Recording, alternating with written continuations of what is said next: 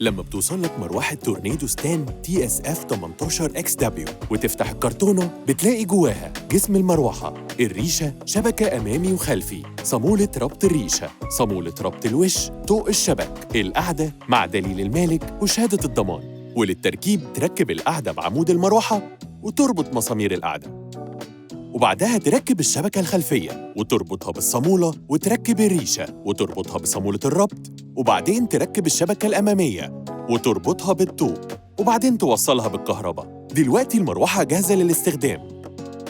مروحة تورنيدو ستان TSF 18 XW بضمان 5 سنين من العربي. العربي، صناع الثقة.